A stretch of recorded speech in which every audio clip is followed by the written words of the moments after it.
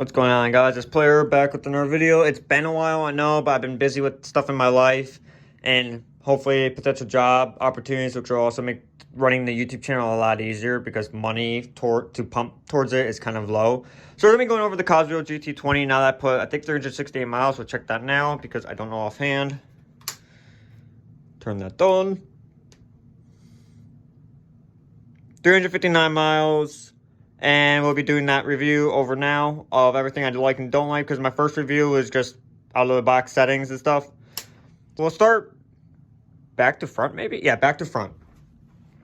First thing that I hated about this bike, after all those miles put on it, is this fender. This fender does not work because all the stuff goes up into here. This is a aftermarket thing I did for my battery pack for the underglow, which if I turn on, does that. 12-volt system. We'll go over that a little bit later. So yeah, this fender does not come out far enough and it'll splash all up on you. So rather than spending $68 on the fender I actually wanted, I bought this license plate, which was $7, and I actually bought the car size ones rather than the motorcycle size. But it works because for $7, this covers me and protects me. All the dirt just hits that and goes up in there, which I really gotta fix that because that's bothering me. That was the first upgrade we did, plus the back tire because I punctured the stock tire. This works great, but it's slightly off-center. There's something wrong with the tire. I've tried reseating it 10 different times as well as different PSI. So 16 PSI works for this tire, as I don't feel the bumpy like that because it vibrates when it runs.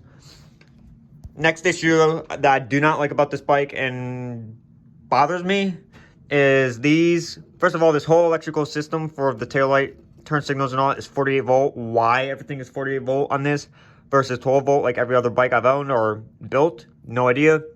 So this I broke. It went like this during a ice fall and it snapped the wire. So there's a wire that's not connected here, so I do not have this turn signal. This is not waterproof at all. It works, but it doesn't work at the same time.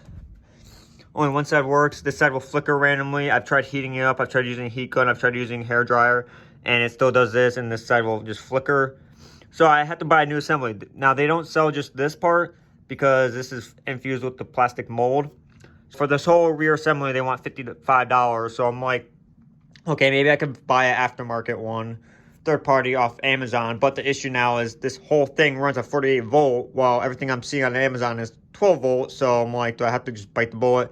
Buy a replacement assembly, fuses with silicone so water and moisture and salt can't get in there. These I don't know how I'm going to protect, but this should protect that, even though this will definitely bend immediately. But $7 opposed to $55, I'll take the damage here.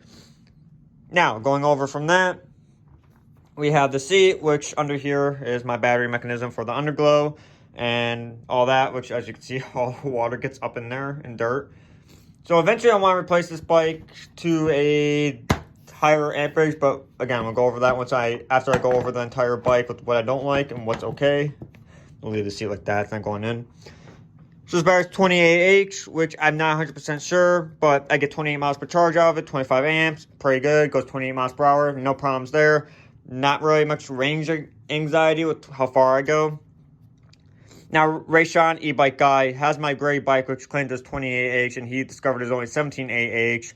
We're souping up the BR100, but that's a video for another day. So yeah, I want to replace this with a 48 volt system, higher amperage, higher AH, but I gotta see what he could do with this. And then I'm gonna replace the speed controller that's in here with the far driver one on the back of the seat post, as I have mounting points for it.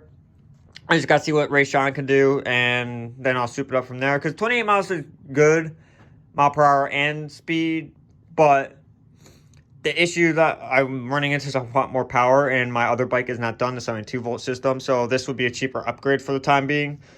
Pedals, do not like these. I've scraped them far more times than I care to count. In my first video, I had it running down here. I raised it up to here. I may eventually have to raise it up to here because I scraped these. The way I turn, I just dig these into the asphalt, and it almost makes me fall over, or I just beat the crap out of these pedals. Or I get shorter crank arms. I gotta figure that out. Biggest pet peeve of the bike so far is just these are way too low to the ground.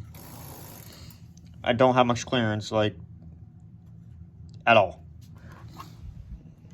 Next will be the key ignition. I've already broke 3 of these.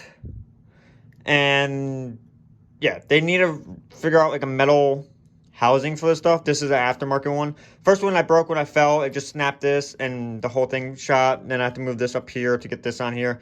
Replaced it with this. Fell over. Snapped that one. Replaced it with another one. This one's been fine for the meantime. Other than that, I've had no issues with the throttle. It's just I really wish the key ignition was metal or the key ignition was here. If they could have put it here with the turn and then kept the throttle here, that would have been great. But can't fault them for that. It probably was cheaper than milling into this. And then the whole front part of the bike I have no issues with besides the shock, which I wish was adjustable, but you can replace that yourself. It runs great, no issues. Just want to do a few upgrades, replace the pedals. And that's so far the review for how many miles I put on it, and we'll go from there. Till next time.